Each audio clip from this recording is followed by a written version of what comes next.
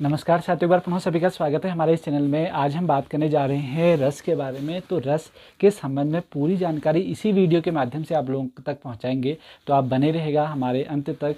हम इसी वीडियो के माध्यम से आपको पूरे के पूरे रस बता देंगे। तो शुरुआत करते हैं बिना देरी के। और एक बात और है कि आप के रस संबंधित या अन्य जो भी हम लोग वीडियो अपलोड कर रहे हैं उनसे संबंधित कोई क्वेरी होगी, आपका कोई सुझाव होगा, तो ज़रूर से आप हमें कमेंट बॉक्स में लिखिएगा। हमारा टेलीग्राम चैनल, हमारा फेसबुक पेज और हमारी वेबसाइट सभी आपके पास उनके लिंक उपलब्ध हैं। नहीं है तो आप डिस्क्रिप्शन बॉक्स से चेक करेगा, वहाँ से आप ज्वाइन करेगा हमें। हम लगातार आपके सिलेबस के अकॉर्डिंग आपको जो सामग्री है वो प्रदान कर रहे हैं। तो बढ़ते हैं रस की ओर। तो रस देखो, समझते हैं रस क्या होता है। पहले ध्यान से समझिएगा रस क्या होता है। बहुत आसान तरीके से आपको बताने का प्रयास करूंगा, और साथ में जो आए हुए प्रश्न हैं विभिन्न परीक्षाओं में, उन के बारे में भी चर्चा करेंगे इसी के माध्यम से। तो आप ये मान के चलेगा कि आज आपको रस जो है वो छाटने आ जाएंगे। आप रस को ढूंढ दोगे इस वीडियो को पूरे देखने के बाद। तो हम आगे बढ़ते हैं।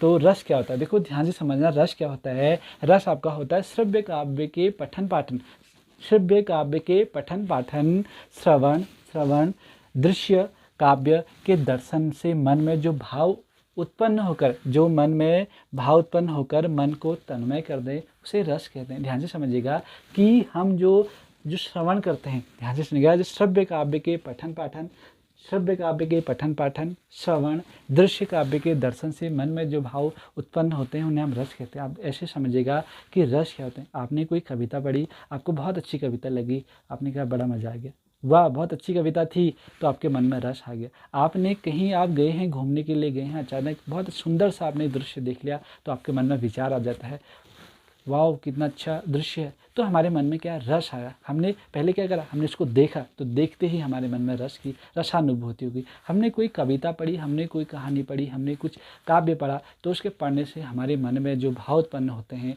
उन्हें हम रस कहते हैं। किसी चीज़ को सुनने से, कभी आपको कोई गाना सुनो, आपको बड़ा आनंद आ गया इस गाने को सुनने के बाद, कोई कविता आप सुनिएगा, ऐसे ही श्रव्य काव्य के पठन पाठन दृश्य से मन में जो हमारे भाव उत्पन्न होते हैं उसे रस कहते हैं। तो संभवतः आप इसको समझ गए होंगे रस क्या होता है। रस हमारे अंदर से आते हैं। किसी चीज़ को हमने अचानक देखा, अरे वाह कितना सुंदर दृश्य है। हमने कोई गाना सुना, बड़ा अच्छा गाना था, मीठा गाना था। हमने कोई कहानी पढ़ी, बड़ी अच्छी कहानी थी। तो हमारे मन में जो श्रव्य काव्य के पठन पाठन दृश्य से, श्रवण से हमारे मन में जो रसानुभूति होती है उसे हम रस कहते हैं जी। तो ध्यान से समझिएगा। संभवतः कोशिश है कि आप समझ गए होंगे कि रस क्या होता है। तो आगे बढ़ते हैं रसों के बारे में। ये आते हैं, ये अक्सर पूछे जाते हैं। जो ये पाठ मैंने इसमें लिखा गया है, आप एसआई का पेपर उठा लीजिएगा पिछले बार का, उसमें 100 नंबर की हिंदी आई थी, और उसमें से कम 7 या 8 प्रश्न जो होंगे वो रसों से संबंधित है। और उसमें से भी जो ये पाठ है, 6 क्वेश्चन इसमें से थे जो आज ये पाठ लिखा है। इसके बाद हम रस को इसी वीडियो के माध्यम से कवर करेंगे। इसी वीडियो के माध्यम से पूरे रसों को कवर करेंगे। तो आप सीधा, अब हम यहाँ पर लिख सकते थे कि श्रृंगार रस, हास्य रस, करुण रस लिख सकते थे, लेकिन ऐसा नहीं है। उसकी पहले जो मूलभूत जो बातें होती है ना, वो जाननी हमें ज़रूरी है। जब हमें उसका बेस पता होगा ना, तभी तो हम आगे बढ़ेंगे। तो इसलिए पहले इन चीज़ों को समझना होता है रस पढ़ने से, फिर हम रसों में आएंगे कि रस क्या होते हैं जी। तो पहले इन चीज़ों को समझते हैं। तो आइए आप भी समझेंगे रस। हमने आपको बता दें कि रस क्या होते हैं, कि किसी श्रव्य काव्य को पठन पाठन से, दृश्य से हमारे मन में जो भाव उत्पन्न होते हैं उसे हम रस कहते हैं। तो बढ़ेंगे। रस सूत्र की जो प्रथम व्याख्या करी वो भरत मुनि ने करी। रस सूत्र की जो प्रथम व्याख्या करी वो किसने करी है? भरत मुनि ने करी है। ध्यान से समझिएगा, रस सूत्र की जो प्रथम व्याख्या करी है वो भरत मुनि ने करी है। भरत मुनि नाट्य शास्त्र लिखा है ना, तो भरत मुनि ने की है रस सूत्र की प्रथम व्याख्या। उनका एक भरत मुनि ने अपना रस सूत्र दिया, भरत मुनि ने अपना रस सूत्र दिया। और रस सूत्र क्या है? ये आता है कि ये सूत्र किसका है। तो भरत मुनि का जो रस सूत्र है वो क्या है? देखो, विभावानुभाव व्यभिचारी संयोगादर्श निष्पत्ति। विभावानुभाव व्यभिचारी संयोगादर्श निष्पत्ति, ये भरत मुनि का रस सूत्र है। ये आपको याद करना है। यानी कि विभाव अनुभाव व्यभिचारी भाव के संयोग से रस की उत्पत्ति होती है, ये ऐसा कह रहे हैं भरत मुनि।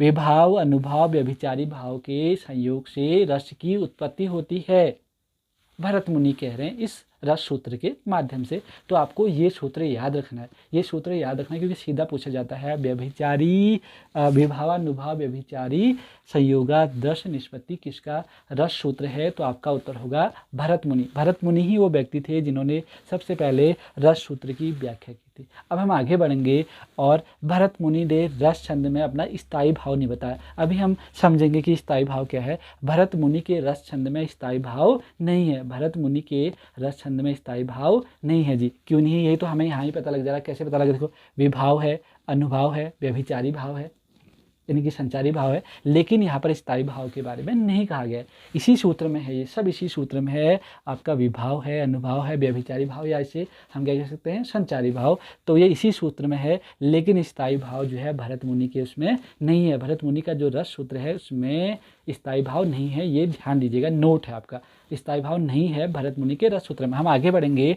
भरत मुनि ने रसों की संख्या 8 बताई है।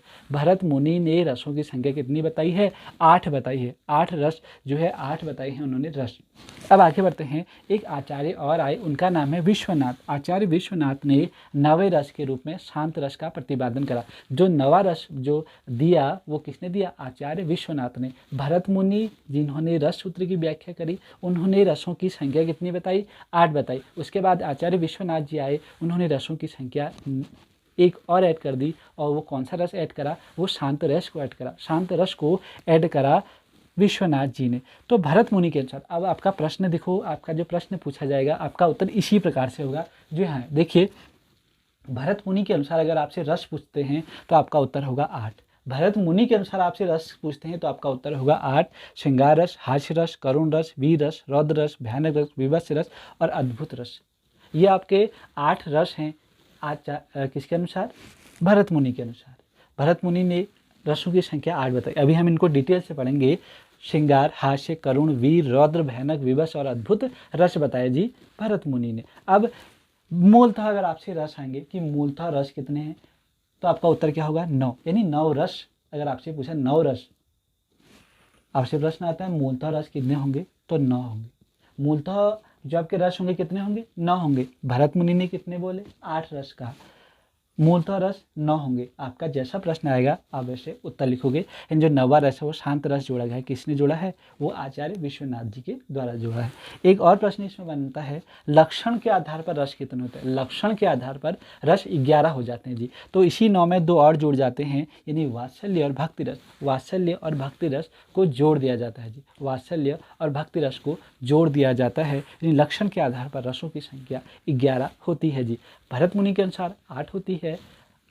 मूलतः रस पूछा जाएगा तो 9 आपका उत्तर होगा। लक्षण के आधार पर पूछा जाएगा तो 11 होगा। वो 2 भी मैंने यहाँ पर जोड़ दिए, वात्सल्य और भक्ति रस। इनको हम आगे पूरा पढ़ेंगे, 11 के 11 रसों को आगे। अब बात करते हैं कि रस के अवयव, यानी कि रस में कौन कौन से कंपोनेंट होते हैं। जो हमारे मन में भाव उत्पन्न हो रहे हैं, किसी दृश्य को देखकर, कोई चीज़ सुनकर, कोई चीज़ पढ़कर, जो हमारे मन में जो भाव उत्पन्न हो रहे हैं ना, उनमें कौन कौन से कंपोनेंट होते हैं उनको यहाँ पर देखते हैं। यानी रस के जो अवयव होते हैं वो 4 अवयव हैं यहाँ पर। यानी स्थायी भाव होता है, संचारी भाव होता है, विभाव होता है और अनुभाव होता है। ध्यान से समझिएगा, स्थायी भाव, संचारी भाव, विभाव और अनुभाव, इनको पढ़ते हैं एक एक करके। अभी हमने कहा था ना कि जो भरत मुनि है उनके जो रस सूत्र में स्थायी भाव नहीं है। तो रस के जो अवयव हैं वो 4 हैं, स्थायी भाव, संचारी भाव, विभाव और अनुभाव। अब एक करके देखते हैं। सबसे पहले स्थायी भाव। देखो स्थायी भावों की संख्या 9 होती है। स्थायी भावों की संख्या कितनी होती है, 9 होती है। यानी जो मूलतः जो हम 9 रस पढ़ेंगे ना, उन्हीं के जो स्थायी भाव होंगे ना वो ये हैं, 9 स्थायी भाव 9 होंगे। अभी हम इसको डिटेल भी पढ़ेंगे और फिर आपको बताता भी हूँ। तो सबसे पहले समझिए कि स्थायी भाव क्या होते हैं। जो स्थायी भाव होते हैं ना, वे भाव जो मन में अत्यधिक समय तक रहकर, वे भाव जो मन में अत्यधिक समय तक रहकर मन को तन्मय कर दे, वे भाव जो मन में अत्यधिक समय तक रहकर मन को तन्मय कर दे, वो आपके स्थायी भाव कहलाते हैं। स्थायी भाव 9 होते हैं, मैंने आपको बताया। जैसे रति, अब जो रति है ना वो श्रृंगार का स्थायी भाव है। तो ऐसे ही हम इसको डिटेल अभी आगे पढ़ेंगे। तो आप अभी देखिएगा कि जो 9 जो हमारे स्थायी भाव है, रति, उत्साह, क्रोध, जुगुप्सा, विस्मय, निर्वेद, हास, भय, शोक। इसको हम डिटेल पढ़ेंगे अभी, इसको हम डिटेल पढ़ेंगे। रस पढ़ेंगे, रस का स्थायी भाव।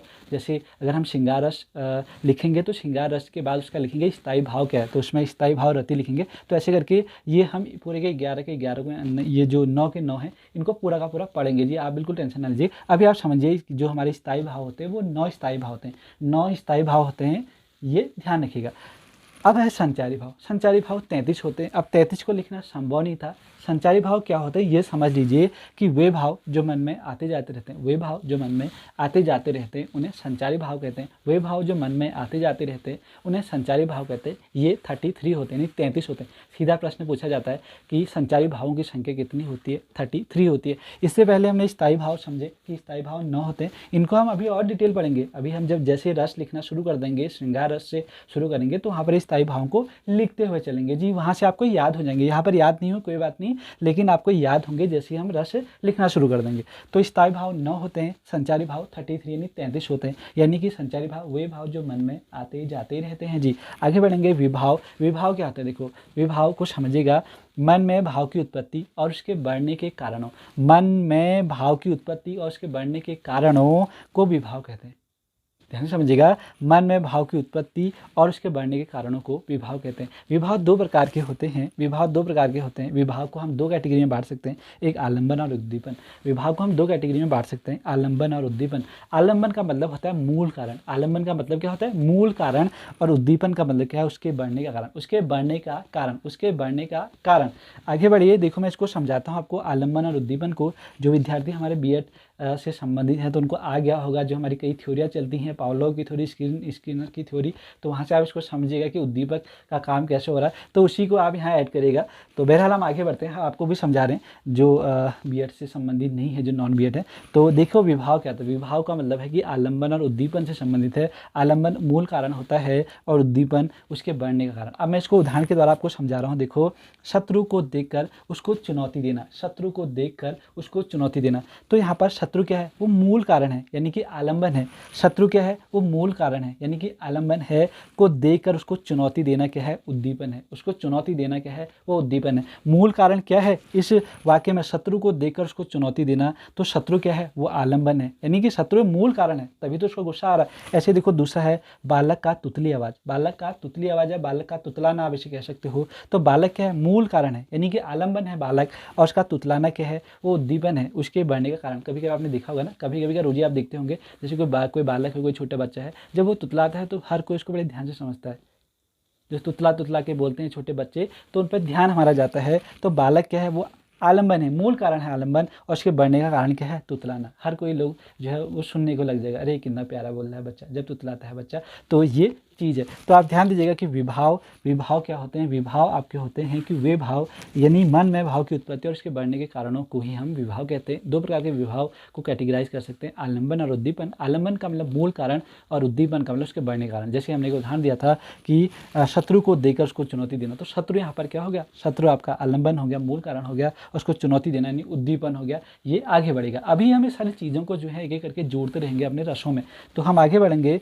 अनुभव, देखो अनुभव क्या होता है, ये सीधा सीधा प्रश्न ही पूछे जाते हैं कि विभाव कितने होते हैं। संचारी भाव 33 होते हैं, स्थायी भाव 9 होते हैं। अब बढ़ेंगे अनुभव की ओर। तो अनुभव क्या होते हैं, ध्यान से समझिएगा। अनुभव क्या होते हैं, मन में भाव उत्पन्न होने के पश्चात, मन में भाव उत्पन्न होने के पश्चात आश्चर्य की आंतरिक या बाह्य चेष्टाओं को, आश्चर्य की आंतरिक या बाह्य चेष्टाओं को अनुभव कहते हैं जी। अभी देखो पूरा का पूरा उसी पर ये टॉपिक है हमारा, अनुभव पर। अनुभव 4 होते हैं। अनुभव क्या होते हैं कि मन में भाव उत्पन्न होने के पश्चात, मन में भाव उत्पन्न होने के पश्चात आश्चर्य की आंतरिक अंदर बाह्य चेष्टाओं को ही अनुभव कहते हैं। अब समझते हैं इनको। अनुभव 4 होते हैं, देखो ध्यान से समझिएगा। अनुभव 4 होते हैं, सात्विक या अयत्नज, कायिक या यत्नज, वाचिक और आहार्य। एक एक करके देखते हैं। जो सात्विक या अयत्नज है, इसके 8 भाग होते हैं। सात्विक या अयत्नज के 8 भाग होते हैं। तो सबसे पहले सात्विक या अयत्नज को देखते हैं। ये शरीर की स्वाभाविक क्रियाएं होती हैं, ये शरीर की स्वाभाविक क्रियाएं होती हैं, इनकी संख्या 8 होती है। ये स्वाभाविक क्रिया होती है, ये शरीर की स्वाभाविक क्रिया होती हैं, इनकी संख्या 8 होती है। देखो, स्तंभ, स्वेद, अश्रु, रोमांच, कंप, स्वरभंग, वैवर्ण्य और प्रलय। देखो स्तंभ क्या होता है, स्तंभ क्या होता है कि जैसे हम इसको समझ लेंगे फिर रस शुरू कर देंगे। देखो स्तंभ भय या शर्म की अधिकता में, स्तंभ का मतलब बिल्कुल खंबा। खंबा कैसे होता है, देखो ये सब रसी हैं, ये क्या है, सब रसी हैं।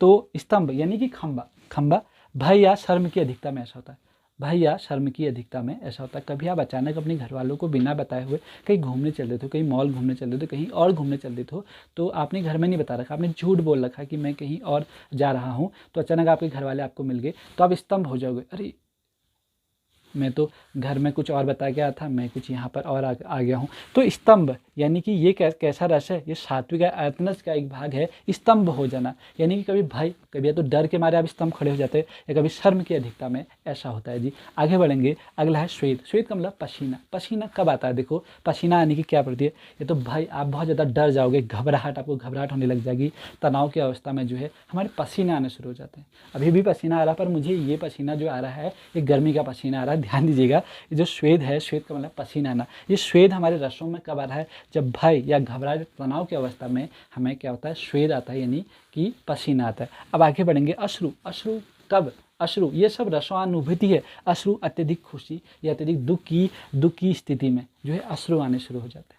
अभी और कारण भी होंगे, ऐसा नहीं है। देखो अब आप कहोगे ना कि अश्रु और चीज़ों में भी आ सकते हैं, बिल्कुल आ सकते हैं जी। हमने अभी आपसे कहा ना कि स्थायी भाव 9 होते हैं, संचारी भाव 33 होते हैं, संचारी भाव में भी कहीं ना कहीं ये चीज़ें ऐड होंगी आपके, तो ऐसे ही हम इनको पढ़ रहे हैं जी। तो ध्यान दीजिएगा, रोमांच। रोमांच का मतलब रोंगटे खड़े होना, रोमांच का मतलब रोंगटे खड़े होना। तो कब होता है आपके रोंगटे खड़े, कब होते हैं, देखो जब भय हो, कभी डर लग जाए या घबराहट की स्थिति में जो है रोंगटे खड़े हो जाते हैं, रोंगटे खड़े हो जाते हैं, यानी रोमांच वाली स्थिति। ये सब हम वो सात्विक आयतनस के 8 भाग पढ़ रहे हैं। उसके अलावा कंप का मतलब कांपना, कंप का मतलब कांपना, यानी क्रोध। जब कभी क्रोध आ जाता है बहुत ज़्यादा, उस समय आदमी कांपने लग जाता है, या जब भय की अधिकता होती है आदमी उस समय कांपने लग जाता है। तो ये क्या है हमारा कंप का मतलब कांपना। स्वरभंग का मतलब आवाज़ टूटना। स्वरभंग का मतलब क्या होता है, आवाज़ टूटना। आवाज़ कब टूटती है, देखो जब अत्यधिक सुख या अत्यधिक दुख की स्थिति में, कभी आपको अचानक ऐसी खबर लग गई कोई कि आपका सिलेक्शन हो गया, तो उस दिन आपका क्या हो जाएगा, स्वरभंग हो जाए, अत्यधिक सुखी। कभी कभी आपको कोई ऐसे बहुत ऐसी खुशी होती है ना, ऐसी खुशी होती है कि आपकी आवाज़ जो है वो नहीं आ पाती। कभी कभी ऐसा दुख भी हो जाता है, उस समय आवाज़ नहीं आ पाती है। तो अत्यधिक सुख या अत्यधिक दुख की स्थिति में जो है स्वरभंग हो जाते हैं। ये सात्विक आयतनस का भाग था। ऐसे वैवर्ण्य का मतलब होता है चेहरे का रंग उतर जाना। चेहरे का रंग उतर जाना वैवर्ण्य है। वैवर्ण्य का मतलब भय या घबराहट की स्थिति में, भय या घबराहट की स्थिति में ऐसी रसानुभूति होती है। एक और बचा है प्रलय यानी कि ऐसी विशेष स्थिति जब अत्यंत खुशी हो, अत्यंत दुख हो, तो उस स्थिति में जो है वो प्रलय का भाव पैदा होता है, प्रलय का रस उत्पत्ति होती है। तो हमने बात करी कि अनुभव 4 प्रकार के होते हैं, सात्विक आयतनस, इसके भी 8 भाग हैं, स्तंभ, खंबा, श्वेत, पसीना आना, अश्रु, रोमांच, रोंगटे खड़े होना, कंप कांपना, स्वरभंग आवाज़ टूटना, वैवर्ण्य आपके चेहरे का रंग टूटना, ऐसे प्रलय जी, ठीक है। वैवर्ण्य का मतलब चेहरे का रंग उतर जाना। अब आगे बढ़ेंगे और दूसरा भाग है अनुभव का कायिक या यत्नज। कायिक या यत्नज, तो कायिक या यत्नज क्या होता है, देखो ये अंग व्यवहार के रूप में प्रकट होते हैं, ये अंग व्यवहार के रूप में प्रकट होते हैं, ये अंग व्यवहार के रूप में प्रकट होते हैं कायिक। तो इसमें क्या है, देखो भय में भागना, कभी डर गए, कभी आगे सब दौड़ना शुरू हो जाएंगे, भय में भागना, खुशी में नाचना। कोई ऐसी आपको खुशखबरी लगेगी, आपकी जॉब लग गई है, लग जाएगी, तुरंत लगने वाली है आपकी जॉब, तो आप खुशी में नाचने लग जाओगे। तो खुशी में नाचना, भय में भागना, खुशी में नाचना, यानी कि वो कायिक क्या है, आपका कायिक अनुभव है। तो कायिक अनुभव में क्या हो रहा है, ये अंग व्यवहार के रूप में प्रकट होते हैं, ये अंग व्यवहार के रूप में प्रकट होते हैं जी, कायिक। अब आगे बढ़ेंगे वाचिक का मतलब वाणी से संबंधित है। वाचिक का मतलब वाणी, वाचिक का मतलब क्या होता है, वाणी। तो इनमें मनोभाव की अभिव्यक्ति वाणी के द्वारा होती है, इनमें मनोभाव की जो अभिव्यक्ति होती है वो वाणी के द्वारा होती है, यह वाचिक। अनुभव के 4 भाग हम पढ़ें, ध्यान दीजिएगा। आहार्य, आप लिख भी रहे हैं तो जरूर से नोट्स बनाते हुए चलिएगा। आहार्य और वेशभूषा। आहार्य का मतलब होता है वेशभूषा, यानी कि इसमें वेशभूषा के माध्यम से मनोभावों की स्थिति प्रकट होती है। वेशभूषा के माध्यम से मनोभावों की स्थिति प्रकट होती है। जैसे कथक की नृत्यांगनाएं, उनके वेशभूषा के माध्यम से हमें रसानुभूति होती है, उनके वेशभूषा के माध्यम से हमें क्या होती है, रसानुभूति होती है। तो कथक की जो नृत्यांगनाएं हैं वो हमारा आहार्य का उदाहरण होगा जी। तो ध्यान दीजिएगा, हमने देखो क्विक रिवीजन करते हैं, देन हम अपने रसों को शुरू करते हैं। अब देखिएगा, हमने रस के बारे में बताया कि रस क्या होते हैं, किसी काव्य को सुनने से, पढ़ने से, देखने से जो मन में भाव उत्पन्न होते हैं उसे रस कहते हैं। रस हमने स्टार्टिंग करी थी, रस सूत्र की सबसे पहले व्याख्या भरत मुनि ने करी। भरत मुनि ने अपना जो रस सूत्र दिया, क्या दिया, विभावानुभाव व्यभिचारी संयोगादश निष्पत्ति। उन्होंने रसों की संख्या 8 बताई, रसों की संख्या 8 बताई। आचार्य विश्वनाथ जी हैं, उन्होंने नवे रस के रूप में शांत रस को जोड़ा, यानी कि भरत मुनि के अनुसार 8 रस, मूलतः रस तो आपके 9 रस होंगे और लक्षण के आधार पर आपके 11 रस होंगे। फिर हमने आगे बात करी रस के अवयव यानी रस के कंपोनेंट की बात करी, तो वो 4 होते हैं, स्थायी भाव, संचारी भाव, विभाव और अनुभाव। स्थायी भाव जो कि 9 होते हैं, संचारी भाव जो कि 33 होते हैं, विभाव 2 होते हैं और विभाव का भी हमने आपको आलंबन और उद्दीपन बताया। आलंबन यानी मूल कारण, उद्दीपन बढ़ने का कारण। फिर हमने अनुभाव 4 बताए। अनुभाव में आपका सात्विक, कायिक, वाचिक और आहार्य।